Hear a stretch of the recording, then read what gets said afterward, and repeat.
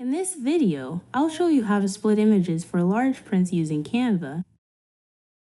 Create a custom size design, such as 1000 by 1000 pixels. Go to Apps and search for Image Splitter. Choose your image file. Select the number of rows and columns for splitting. Click Split Image. The app will divide your image into multiple sections. Choose to add images to new pages. Delete the original first page.